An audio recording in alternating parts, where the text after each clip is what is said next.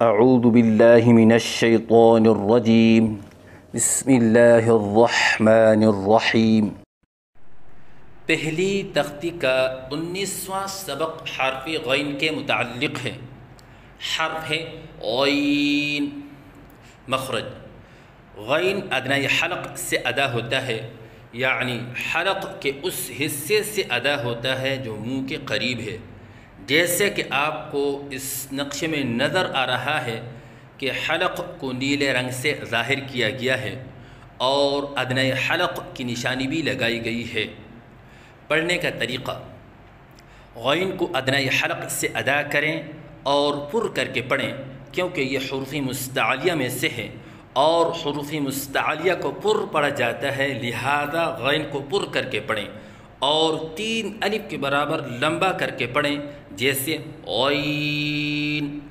غلطیوں کی نشاندہی: بعض بچے غین کی ادائیگی کے وقت آواز ناک میں لے کے جاتے ہیں، یہ غلط ہے، جیسے غین۔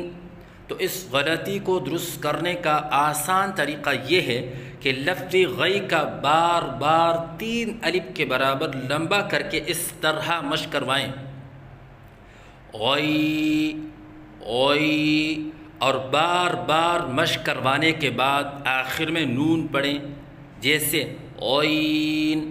تو اس طرح مشق کروانے سے انشاءاللہ آواز ناک میں جانے سے بچ جائے گی۔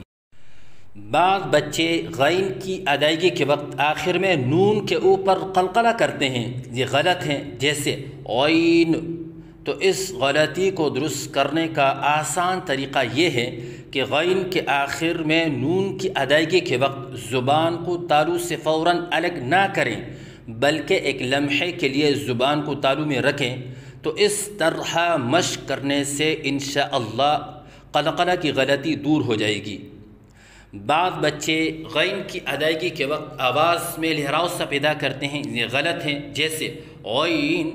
تو اس غلطی کو درست کرنے کا طریقہ سبق نمبر 5 کی غلطی نمبر 3 میں بتایا گیا ہے۔ بعض بچے غین کی ادائیگی کے وقت درمیان میں یا کو مجہول پڑھتے ہیں، یہ غلط ہیں، جیسے غین۔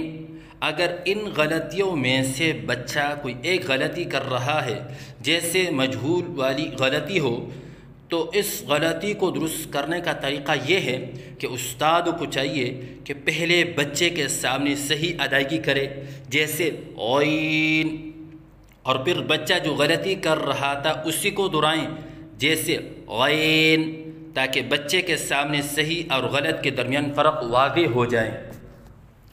تو صحیح ادائیگی ہے غین۔ غلطیوں کی نشاندہی: ناک میں آواز لے کے جانا، جیسے غین، یہ غلط ہے۔ آخر میں نون کے اوپر قلقلہ کرنا، جیسے غین، یہ غلط ہے۔ لہراؤ کے ساتھ پڑھنا، جیسے غین، یہ غلط ہے۔ غین کے درمیان یا کو مجہول پڑھنا، جیسے غین، یہ غلط ہے۔